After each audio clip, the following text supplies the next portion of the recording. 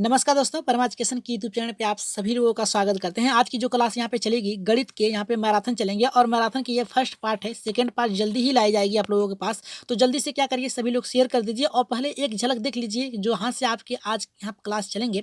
तो जल्दी से सभी लोग शेयर भी कर दीजिए अपने अपने ग्रुपों में। और चलिए, पीडीएफ तो बहुत हैं, लेकिन पहले हम क्या करेंगे, अपने टॉपिक्स पे आगे बढ़ेंगे और प्रश्न भी आप लोगों के लिए रखे गए हैं, मजेदार प्रश्न रखे गए हैं। तो पहले क्या करिए, जो लोग नए हैं और अभी तक हमारे चैनल को सब्सक्राइब नहीं किया है तो जल्दी से क्या करिए, सब्सक्राइब कर लीजिए। ठीक है, जो लोग नए अभी तक सब्सक्राइब नहीं किया तो सब्सक्राइब के साथ साथ बेल आइकन का बटन दबा लें ताकि लाइव आने पर आप लोगों के पास एक नोटिफिकेशन पहुंच जाए। तो शेयर तो कर ही देते हैं आप लोग, एक बार जल्दी से शेयर भी कर दीजिए।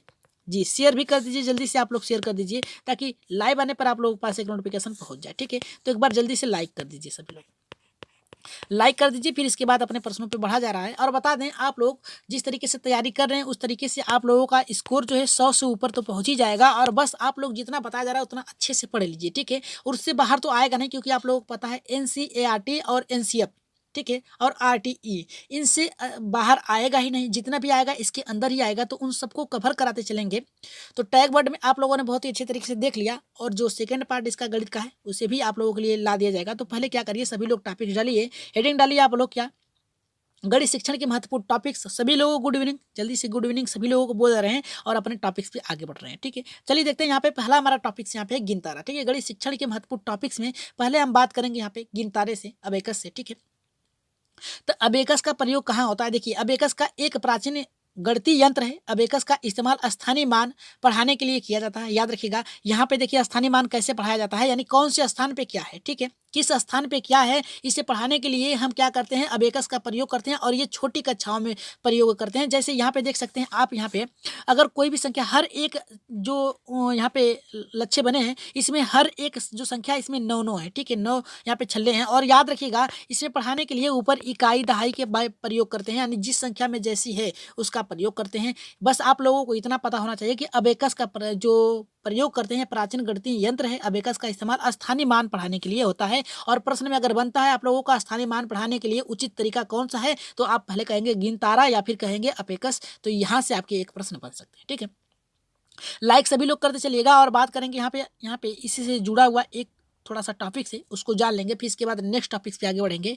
यहाँ पे कह रहे हैं कि इसके बाद जोड़ घटाना गुणा भाग, जैसे यहाँ पे कह रहा है कि इसके बाद, ठीक है, इसके बाद क्या करते हैं, जोड़ घटाना गुणा भाग जैसे आसान सवालों के अलावा मुश्किल गणितीय सवाल जैसे भिन्न व वर्गमूल किस सवालों को भी हल करने के लिए इस्तेमाल किया जाता है अबेकस का। ठीक है, और इस विशेष रूप से इकाई दहाई अन्य स्थानों के प्रदर्शित करने के लिए प्रयोग कर जाता है। ठीक है, तो याद रखिएगा, यहाँ पे देखिए किस तरीके से यहाँ पे देखिए बना हुआ है। अबेकस का प्रयोग किस प्रकार से करते हैं, जैसे क्या होता है, किसी बालक को अगर पढ़ाना है, ठीक है, तो ये मान लीजिए छल्ले। ठीक है, यहाँ पे देख सकते हैं आप, छल्ले बने हुए हैं। ठीक है, यहाँ पे रिंग बने हुए हैं। और इसमें अगर पढ़ाना है, अगर मान लीजिए किसी को कि 4 में से 5 गया तो कितना बचेगा, तो क्या करेंगे, एक में 4 रहेगा और एक में 5 रहेगा। ठीक है, उससे 10 छल्ले रहेंगे, उसमें से क्या करेंगे, निकालते चले जाएंगे। जितना भी रहेगा उसे ऊपर करते चले जाएंगे। ठीक है, ऊपर करते चले जाएंगे। और ये खड़ा होता नहीं है। ठीक है, ये मतलब स्टैंडिंग नहीं रहता है। ठीक है, ये कैसे रहता है, पट टाइप रहता है। दो तरफ एक तरफ स्टूडेंट रहते हैं और एक तरफ क्या रहता है, शिक्षक रहता है। तो ऊपर वाली जो यहाँ पे छल्ले होते हैं, जो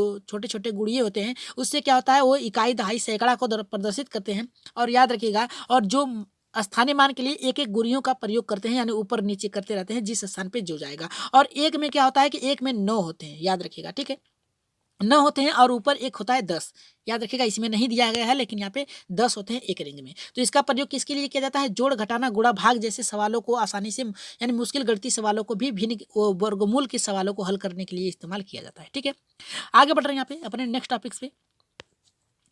नेक्स्ट टॉपिक हमारा ये कह रहा है कि छोटी मोती इकाई को दर्शाती है और बड़ी मोती क्या है, दहाई को दर्शाती है। याद रखिएगा, अगर प्रश्न बनता है कि जो उसमें छल्ले होते हैं, उसमें देखिए यहाँ पे आप देख सकते हैं, इसमें 2 छल्ले बने हुए हैं। ठीक है, इसमें देखिए 2 छल्ले बने हुए हैं, एक मोटी वाली है, एक पतली वाली है। मतलब कर सकते हैं यहाँ पे एक छोटी और एक बड़ी। ठीक है, ये किसको प्रदर्शित करते हैं, तो छोटी वाली क्या करती है, यहाँ पे देख सकते हैं, छोटी वाली जो होती है ये आपकी इकाई को दर्शाती है। और यहाँ पे जो इकाई को दर्शाती है, और बड़ी वाली जो मोटी होती है, यहाँ इसको देख सकते हैं, ये क्या है, दहाई को दर्शाती है। ठीक है, दहाई को दर्शाती हैं। तो यहाँ पे कर सकते हैं, हालांकि अबेकस के कई प्रतिरूप मिलते हैं, कई रूप मिलते हैं, जैसे कि जापानी, चाइनीज और उत्तरी अमेरिका। इन सब में भारतीय अबेकस जो है इस्तेमाल करना सबसे आसान तरीका होता है। नेत्रहीन बच्चों के लिए भी ये मुश्किल जो गणितीय सवालें हैं उसको हल करने के लिए अबेकस का इस्तेमाल किया जा सकता है। देखिए नेत्रहीन बालक तो आसानी से जान जाएंगे, अगर उन्हें पढ़ना आता है तो क्या करेंगे, छल्लों को क्या करेंगे, गिन लेंगे। ठीक है, गिन लेंगे, फिर इसके बाद अगर जोड़ घटाना दिया जा रहा है, अगर 9 छल एक में लगे हुए हैं, एक इकाई का है, ठीक है, एक इकाई दहाई को दर्शाता है,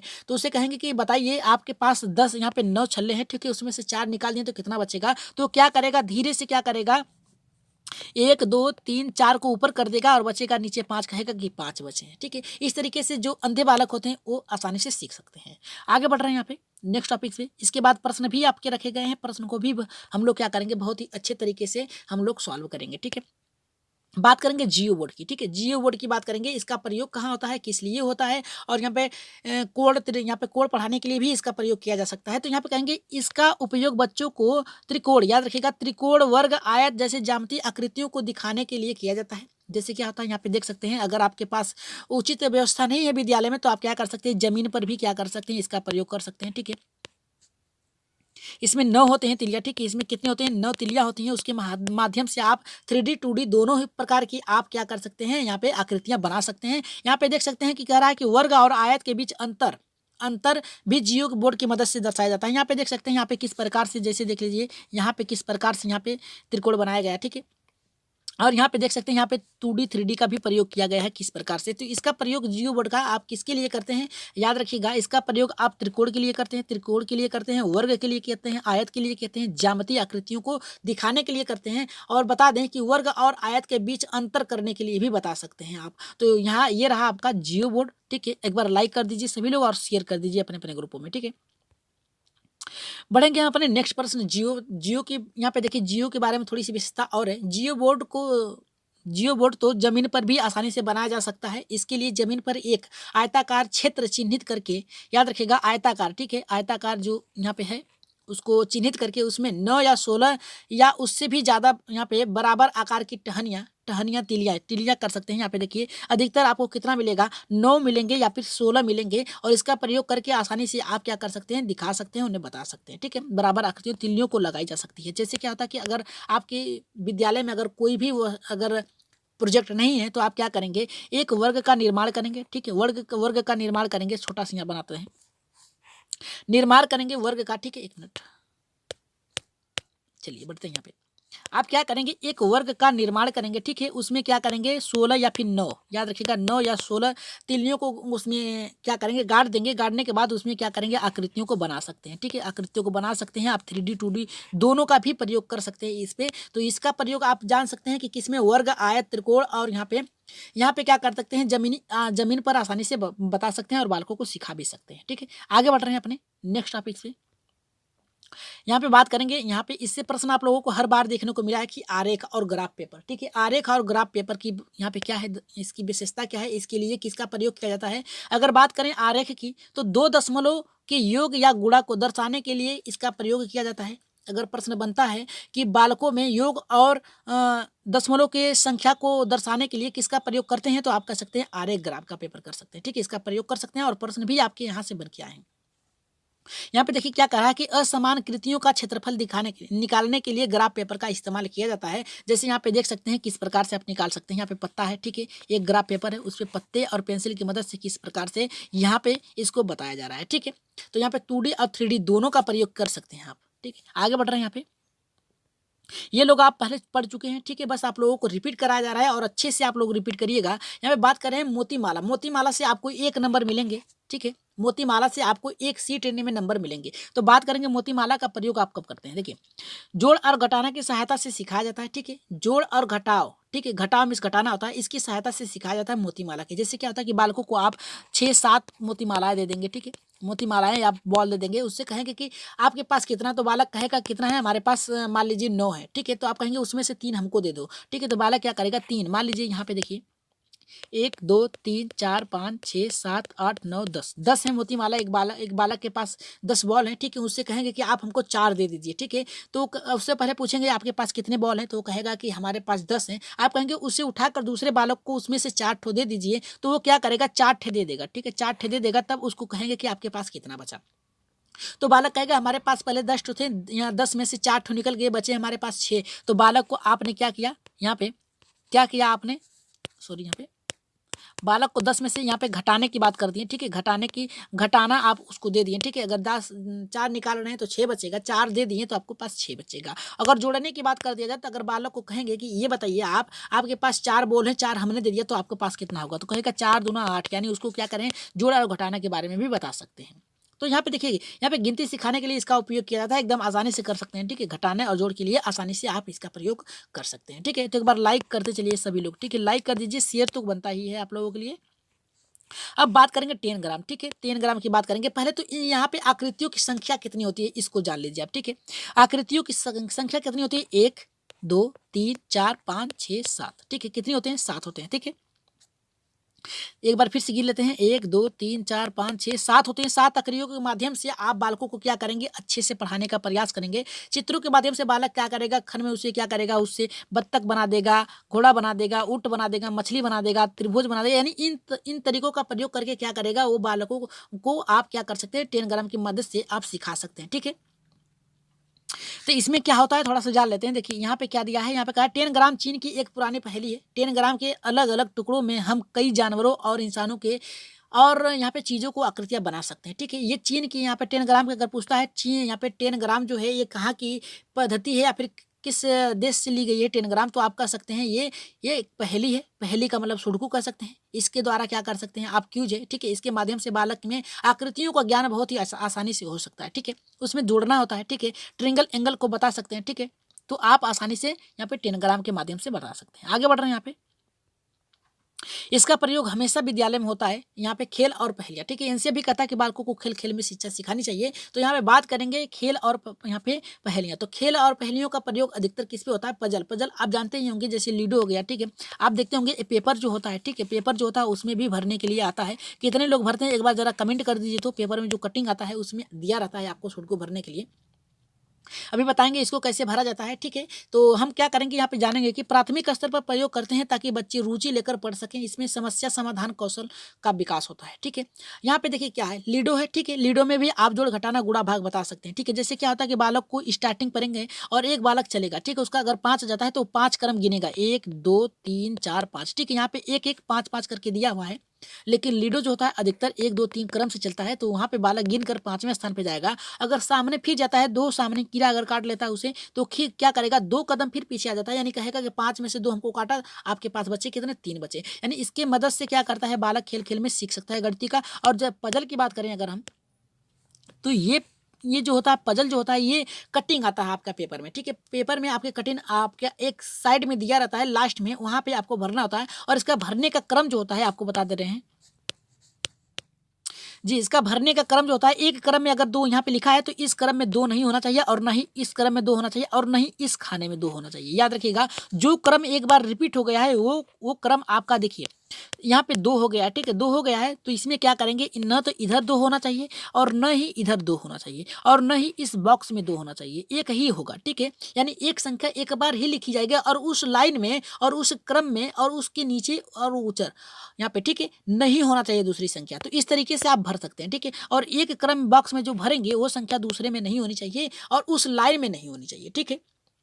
तो इस तरीके से आप पजल का प्रयोग कर सकते हैं। इससे बौद्धिक विकास होता है बहुत ही अच्छे तरीके से, ठीक है। आगे बढ़ रहे हैं यहाँ पे अगले टॉपिक्स पे, जो कि यहाँ पे आपका बहुत ही महत्वपूर्ण है। कह रहा है कि प्रतिचित्रण की बात कर रहा है। तो प्रतिचित्रण, इसमें डायग्राम बनाते हैं, ठीक है। डायग्राम मतलब क्या होता है कि आप समझ सकते हैं, डायग्राम यहाँ पे बना हुआ है, ठीक है। डायग्राम बनाते हैं, ठीक है। और स्थानीय चिंतन के साथ अनुपात विवेचन को प्रोत्साहित करते हैं। इसमें गणित के कई विषयों का समाकलन मतलब समझ रहे हैं आप ना, ठीक है। समाकलन मतलब होता है जोड़, ठीक है, किया जाता है, ठीक है। इसमें क्या किया जाता है, कई प्रकार के जोड़ कर एक पजल बना जाता है, जिसमें आप क्या कर सकते हैं, आसानी से बालकों को सिखा सकते हैं। तो इसका प्रयोग आप कहाँ करते हैं, डायग्राम बनाने में करते हैं, स्थानीय मान के चित्रण में करते हैं, अनुपातन विवेचन के लिए प्रोत्साहित करते हैं। इसमें गणित के कई विषयों को समाकलन यानी जोड़ा जा सकता है, ठीक है। कई विषयों को जोड़कर एक साथ एक नया विषय बनाया जाता है, ठीक है। एक नया आपकी पहेली बना जाती है। तो आप क्या करिए, जल्दी से सभी लोग आ जाइए और अपने प्रश्नों को करने के लिए तैयार हो जाइए। अगर प्रश्न करने के लिए आप लोग तैयार हैं तो एक बार जल्दी से यस करिए और चलिए आगे बढ़ते हैं। और बिना रुके हुए हम क्या करेंगे, अपने प्रश्नों पे आगे बढ़ेंगे, क्योंकि समय भी बहुत है आप लोगों के पास कम। आप लोगों को बहुत से वीडियो देखना है, बहुत से ज़्यादा अभ्यास करना है। तो क्या करिए, जल्दी से क्या करिए, सभी लोग यस कर दीजिए और चलिए बढ़ते हैं अपने पहले प्रश्न पे। पहला करा कि किस गुण के कारण बच्चों यहाँ पे परीक्षा में शुद्धता रहती है, किस गुण के कारण परीक्षा में शुद्धता रहती है। पहला करा विभेदी, यहाँ पे करा कारिकता, और यहाँ पे करा कि वस्तुनिष्ठता, तीसरा करा वैधता, चौथा करा विश्वसनीयता। तो राइट आंसर यहाँ पे क्या जाएगा? देखिए राइट आंसर इसका क्या जाएगा, जल्दी से कमेंट करिए। देखिए करा शुद्धता की बात क्या है, तो शुद्धता आपकी वैधता से होती है। राइट आंसर यहाँ पे तीसरे के साथ जाएगा। जितने लोगों का एकदम राइट आंसर होगा, वैधता जब तक नहीं रहेगी आपकी विशेषता नहीं बनेगी। तो बात करेंगे यहाँ पे हम अपने दूसरे प्रश्न पे। थोड़ा छोटा है लेकिन अच्छे से देख लीजिएगा, क्योंकि ये प्रश्न रखने का मकसद यही है कि आप लोग कितनी अच्छे से इसको समझ सकते हैं। इससे रखने का मतलब यही है, फिर इसके बाद सभी प्रश्न अपने लिमिट में रहेंगे। ठीक है, यहाँ पे दूसरा करा है हमारा कि त्योहार के समय कक्षा 5 में प्रतिशत प्रकरण के समय सेल पर कक्षाई चर्चा शुरू की गई। कक्षा की इस प्रकार का चर्चा करने का क्या मतलब है? देखिए क्या करा कि अपने वाद विवाद संबंधित कौशलों को बढ़ाने में विद्यार्थियों की सहायता करना। यहाँ पे देखिए क्या है कि प्रतिशतता की बात किया है, यानी गणित की बात किया है। तो यहाँ पे क्या है, अपने वाद विवाद चर्चा करने की बात करा है, तो ये तो गलत है। पहला इस प्रकार की चर्चा जो पहला है गलत है। दूसरा करा है कि यहाँ पे देखिए कि कक्षा में गर्मा गर्मी, देखिए गर्मा गर्मा बहस का मतलब करा है कि झगड़े की बात करा है। क्या करा है, झगड़े की बात कर रहा है। तो ये तो हमारा गलत है, पहला और दूसरा दोनों ही गलत हो गया। तीसरा करा कि एक दूसरे के विचारों को सुनना विद्यार्थियों की सहायता करती है और अपना तर्क देखिए यहाँ पे आ गया, तो आपका आगे बढ़ने की जरूरत ही नहीं है। राइट आंसर तीसरे के साथ जाएगा। आगे बढ़ रहे हैं यहाँ पे तीसरे प्रश्न पे और देखते हैं तीसरा कितने लोगों का सही होता है। तीसरा करा एक विद्यार्थी परीक्षार्थी की प्रतियोगिता परीक्षा पुस्तिका को विभिन्न परीक्षकों द्वारा देखी जाने पर वे उसमें भिन्न भिन्न अंक प्रदान करते हैं। ऐसी स्थिति में आयोजित परीक्षा में किस गुण की कमी है? पहला करा कि वैधता, दूसरा करा विश्वसनीयता, तीसरा वस्तुनिष्ठता, चौथा करा विविधता। तो राइट आंसर यहाँ पे क्या जाएगा? इसका राइट आंसर क्या जाएगा? जल्दी से सभी लोग कमेंट कर दीजिए। कह रहा है कि एक ही परीक्षार्थी की प्रतियोगिता परीक्षा की पुस्तिका जो है, एक बालक है उसकी क्या है प्रतियोगिता परीक्षा जो हुई है उसकी पुस्तिका को विभिन्न परीक्षकों द्वारा देखी जानी है। भिन्न भिन्न अंक प्रदान किए जाते हैं। अलग अलग लोग दिख रहे हैं और अलग अलग तरीके से क्या कर रहे हैं, उसका उत्तर दे रहे हैं, उसके प्रश्नों के उसके जवाबों का पर उसको अंक प्रदान कर रहे हैं। ऐसी आयोजित किस गुण की कमी दर्शाती है कि उसका आंसर जो है सबके भिन्न भिन्न आ रहे हैं? तो पहला करा कि वैधता का मतलब होता है शुद्ध एकदम, ये तो सही है। विश्वसनीयता, अगर विश्वसनीयता नहीं होती तो उत्तर कैसे लिखता है? लेकिन वस्तुनिष्ठता, ठीक है, वस्तुनिष्ठता इसकी राइट आंसर जाएगी। ठीक है, राइट आंसर जाएगा यहाँ पे क्या, वस्तुनिष्ठता की कमी है। इसीलिए क्या करते हैं सभी लोग अलग अलग देते हैं, सबका सोचने का नजरिया अलग होता है। ठीक है, वस्तुनिष्ठता में क्या होती है, सबकी सोचने की नजरिया अलग होती है। उसको किसी को लगेगा कि सही नहीं है, किसी को लगेगा सही है, वो अपने अनुसार क्या करता है, उत्तर देता है। तो यहाँ पे इसका राइट आंसर किसके साथ जाएगा? तीसरे के साथ जाएगा। आगे बढ़ रहे हैं यहाँ पे चौथे प्रश्न पे। चौथा हम देखते हैं क्या करा, उपचारात्मक शिक्षण की व्याख्या में शामिल है। उपचारात्मक शिक्षण की व्याख्या में क्या शामिल है? समूह अनुवर्ग की परीक्षण शिक्षण, और दूसरा करा कि निरीक्षण अनुवर्ग की शिक्षण, और यहाँ पे करा है कि व्यक्तिगत अनुवर्ग की शिक्षण, और चौथा करा है यहाँ पे कि ये सभी। तो उपचारात्मक शिक्षण की क्या होता है? देखिए निदानात्मक जो होता है कमियों की पता करना, और उपचारात्मक जो होता है निदानात्मक के बाद होता है। तो इसका राइट आंसर जो जाएगा हमारा चौथे के साथ जाएगा। आप लोगों को पहले ही कहा कि जहां पर भी सभी नजर आए, ठीक है, 100% यानी 99%, 100 में से 99% आपका सही होगा। तो यहाँ पे राइट आंसर किसके साथ जाएगा? यहाँ पे चौथे के साथ जाएगा। समूह वर्ग में जब तक नहीं रहेंगे तब तक चिंतन नहीं करेंगे, निरीक्षण जब तक नहीं करेंगे तब तक कमी का पता नहीं करेंगे, और व्यक्तिगत, ठीक है, व्यक्तिगत यानी एक से भी एक का भी कर सकते हैं मूल्यांकन और दूसरे का भी कर सकते हैं। तो यहाँ पे जो राइट आंसर जाएगा चौथे के साथ जाएगा। आगे बढ़ रहे हैं यहाँ पे पांचवें प्रश्न पे, और सभी लोग एकदम उत्तर फास्ट देते चलिए और सभी लोग कमेंट भी करिए। ठीक है, बात करेंगे यहाँ पे पांचवें प्रश्न पे, अधिगम संबंधित गलतियों और कमियों को दूर करने के लिए क्या आवश्यक है? पहला करा है कि उपलब्धि परीक्षण, दूसरा करा है निदानात्मक परीक्षण, तीसरा करा है कि उपचारात्मक शिक्षण, और यहाँ पे चौथा करा है कि सूक्ष्म शिक्षण। तो पांचवें का राइट आंसर क्या जाएगा? क्या कहा है जरा एक बार ध्यान से पढ़िए। हमने कहा था निदानात्मक के बाद आपका उपचारात्मक आता है, तो देखिए इसमें निदानात्मक नजर आ रहा है या फिर उपचारात्मक। क्या कहा है कि अधिगम संबंधित गलतियों की कमियों को दूर करने के लिए क्या आवश्यक है, यानी आप जान चुके हैं कि उसकी कमी है। अगर कमी है तो किसका प्रयोग करेंगे? उपचारात्मक का प्रयोग करेंगे। किसका प्रयोग करेंगे? उपचारात्मक, क्योंकि निदानात्मक में आपने जान दिया कि उसकी कमी है, उसको दूर करना है ना, तो दूर करने के लिए आप उपचारात्मक का ही प्रयोग करेंगे ना। राइट आंसर यहाँ पे क्या जाएगा? यहाँ पे हमारा तीसरे के साथ जाएगा। जितने लोगों का एकदम आया है एकदम राइट आंसर है। छठे प्रश्न पे आगे बढ़ रहे हैं और सभी लोग एकदम कमेंट करते चलिए। एक बार लाइक कर दीजिए, जो लोग अभी तक लाइक नहीं किया तो लाइक भी कर लीजिए, और सब्सक्राइब तो बनता है। ठीक है, बात करेंगे छठे प्रश्न पे, गणित का वह शैक्षिक उद्देश्य जिसे शिक्षक कक्षा में ही प्राप्त कर लेता है कहलाता है। ये प्रश्न आप लोगों को तीसरी बार कराई जा रही है, तो गलत मत करिएगा। व्यवहारगत उद्देश्य यहाँ पे करा, समान उद्देश्य तीसरा करा, प्राप्ति उद्देश्य यहाँ पे करा है कि हमारा इनमें से कोई नहीं, तो इसका राइट आंसर छठे का क्या जाएगा। ठीक है, यहाँ पे देखिए राइट आंसर जो जाएगा यहाँ पे किसके साथ जाएगा, तीसरे के साथ जाएगा। कमेंट फास्ट करिए सभी लोग। ठीक है, इसका राइट आंसर जाएगा किसके साथ जाएगा, तीसरे के साथ जाएगा। आगे बढ़ रहे हैं यहाँ पे सातवें प्रश्न पे देखते हैं। सातवां क्या कह रहा है, सातवां ये हमारा कह रहा है कि यदि ज्यामितीय आकृतियों का अवबोधन हो जाता है तो छात्रों के व्यवहार में परिवर्तन होता है कैसा। कह रहा है कि ज्यामितीय आकृति है, ठीक है, आकृतियां हैं, ठीक है, क्या कर रहा है उसका अवबोधन, ठीक है, अवबोधन मतलब ज्ञान हो जाता है तो छात्रों में उसका व्यवहार परिवर्तन होता है। किसका परिवर्तन होता है, तो यहाँ पे कह रहा है कि आकृतियों के वर्गीकरण की, दूसरा कह रहा है कि वैसी आकृतियों को खींचने की, तीसरा कह रहा है कि आकृतियों की प्रशंसा करने में, चौथा कह रहा है कि गणित परिषद पट ज्यामितीय आकृतियों को प्रदर्शित करने में। तो सातवें का राइट आंसर क्या जाएगा जी, ज्यामिति का प्रयोग किया है ना, तो यहाँ पे ज्यामिति की बात किया है तो पहले के साथ जाएगा, यहाँ पे चौथा हमारा गलत होगा। ठीक है, राइट आंसर यहाँ पे किसके साथ जाएगा, यहाँ पे पहले के साथ जाएगा, आकृतियों के वर्गीकरण करने की, क्योंकि उसे पहचान करने की यहाँ पे हो गया, अवबोध करने की हो ज्ञान हो गया है। ठीक है, तो राइट आंसर यहाँ पे किसके साथ जाएगा, वो पहचान लेगा कि ये त्रिकोण है, ये वर्ग है, ठीक है, ये आपका वर्गाकार है, ठीक है, इस तरीके से आप जान लेगा वो, ठीक है, सर्कल है, सबको जान लेगा। तो अगर वो ज्यामितीय आकृतियों में जान गया, ठीक है, निपुण हो गया तो।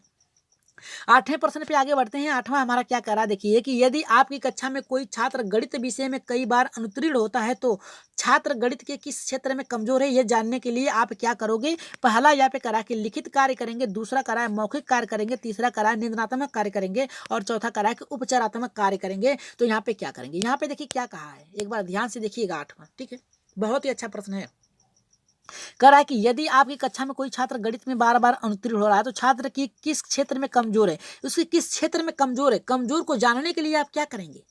उपचारात्मक कार्य तो नहीं करेंगे क्योंकि उसकी कमजोरी तो पता नहीं आपको है, वहां पे किस क्षेत्र में कमजोर है उसकी बात कर रहा है ना। तो ये तो आपका राइट आंसर, कमियों को जानने के लिए क्या करेंगे, निदानात्मक कार्य करेंगे। ठीक है, राइट आंसर यहाँ पे किसके साथ जाएगा, यहाँ पे तीसरे के साथ जाएगा, क्योंकि निदानात्मक के बाद उपचारात्मक आता है और यहाँ पे कमजोर क्षेत्र को जानने की बात कर रहा है। अभी पता नहीं है कि गणित के किस क्षेत्र में कमजोर, गणित में कमजोर है लेकिन किस क्षेत्र में कमजोर है वो आपको पता नहीं है। उसे जानने के लिए आप क्या करेंगे, निदानात्मक कार्य करेंगे और जब जान लेंगे उसको तो आप क्या करेंगे, उपचारात्मक कार्य करेंगे। तो इसका राइट आंसर जो जाएगा हमारा यहाँ पे क्षेत्र को जानने के लिए हमारा तीसरा राइट आंसर होगा। ठीक है, आगे बढ़ रहे हैं यहाँ पे नवे प्रश्न पे देखते हैं। नवा हमारा यहाँ पे क्या कह रहा है, निदानात्मक परीक्षणों से ज्ञात किया जा सकता है, क्या ज्ञात किया जा सकता है। यहाँ पे देखिए पहला कह रहा है कि छात्रों के कई कठिनाइयों के क्षेत्र एवं उनके द्वारा की जाने वाली विशेष प्रकार की त्रुटियां, और यहाँ पे दूसरा कह रहा है छात्रों की गणितीय पृष्ठभूमि का अभाव, चौथा कह रहा है कि छात्रों की गणित के प्रति रुचि होना, और यहाँ पे चौथा कह रहा है कि छात्रों के लिए गणित का कठिन होना। तो इसका राइट आंसर जल्दी से दीजिए आप लोग। तो